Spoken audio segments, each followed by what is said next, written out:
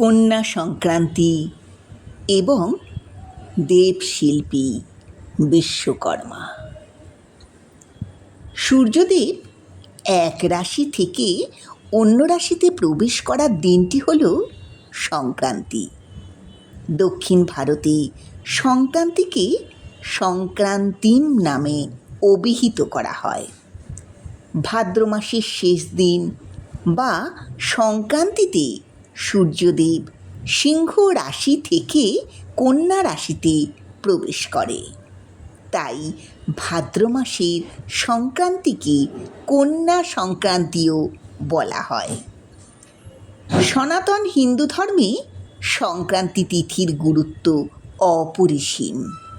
কন্যা সংক্রান্তির দিন কোনো নদী বা জলাশয়ে স্নান করে সূর্য দেবতা ও পূর্বপুরুষদের উদ্দেশ্যে তর্পণ করলে সমস্ত পাপ থেকে মুক্তি পাওয়া যায়।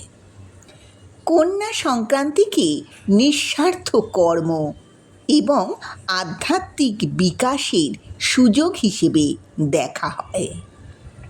কন্যা সংক্রান্তির আধ্যাত্মিক তাৎপর্য অত্যন্ত গুরুত্বপূর্ণ। কন্যা সংক্রান্তি দানশীলতা, পূর্বপুরুষদের উপাসনা এবং তপস্যার জন্যে নিবেদিত একটি দিন।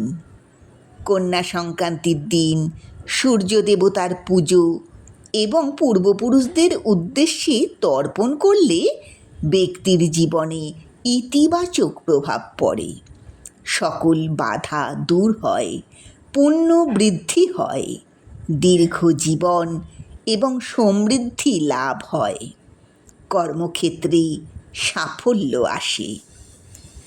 কন্যা সংক্রান্তি বা ভাদ্র মাসের সংক্রান্তি ভগবান বিশ্বকর্মার জন্মদিন হিসেবে মানা হয়।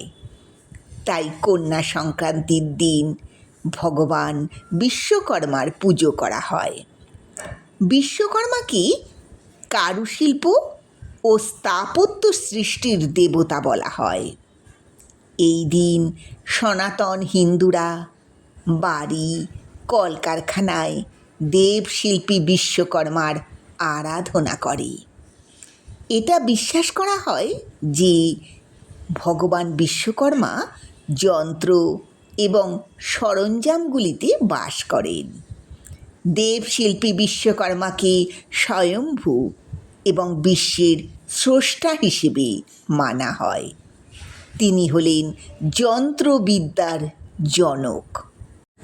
মহাভারত এবং হরিবংশ শাস্ত্র অনুসারে তিনি হলেন দেবগুরু বৃহস্পতির ভগিনী যোগসিদ্ধা এবং অষ্টম বসু প্রভাসের পুত্র। আবার পুরাণে কোথাও কোথাও তাঁকে ব্রহ্মার পুত্ররূপে বর্ণনা করা হয়েছে। বামন পুরাণে বলা হয়েছে স্বর্গীয় জলপরী ঘৃতাচি ছিলেন তাঁর স্ত্রী। তার পুত্রদের নাম হল মনু, মায়া, তাস্তর, শিল্পী ও বিশ্বজ্ঞ। আবার কথিত আছে দেবশিল্পী বিশ্বকর্মা এবং ঘৃতাচির 9 জন পুত্র ছিলেন। তাঁরা হলেন মালাকার, কর্মকার, কংসকার, শঙ্খকার, সূত্রধর, কুবিন্দক, কুম্ভকার, স্বর্ণকার এবং চিত্রকর। বিশ্বকর্মার কন্যা সংজ্ঞার সাথে সূর্যদেবের বিবাহ হয়েছিল। ভগবান শ্রীকৃষ্ণের দ্বারকাপুরী, কুঞ্জর পর্বতে অগস্ত্য মুনির আশ্রম, রাবণের স্বর্ণলঙ্কা, কুবেরের রত্নমণ্ডিত অলকাপুরী, দেবরাজের সকল সৌন্দর্যকে একত্রিত করে নির্মিত অমরাবতী বা ইন্দ্রপুরী, সব কিছুরই স্রষ্টা হলেন বিশ্বকর্মা। মহাদেবের হরধনু, বৃত্তাসুরকে বধ করার জন্যে দধীচি মুনির হাড় দিয়ে তৈরি দেবরাজ ইন্দ্রের বজ্র, মহিষাসুর বধের সময় মা দুর্গার জন্যে নির্মিত অভেদ্য বর্ম, ভগবান শ্রী বিষ্ণুর সুদর্শন চক্র, দেবাদিদেব মহাদেবের পিনাক ত্রিশূল, পরশুরামের পরশু, কার্তিকেয়র শক্তি, সব তাঁরই সৃষ্টি। দেবতাদের গমনের জন্যে পুষ্পক রথেরও নির্মাণকর্তা ছিলেন দেবশিল্পী বিশ্বকর্মা। শ্রীক্ষেত্রর প্রসিদ্ধ জগন্নাথ দেবের মূর্তিও তিনিই নির্মাণ করেছেন। দেবশিল্পী বিশ্বকর্মা চতুর্ভুজ, তার হাতে থাকে দাঁড়িপাল্লা এবং নানান যন্ত্রপাতি, তার বাহন হল হাতি।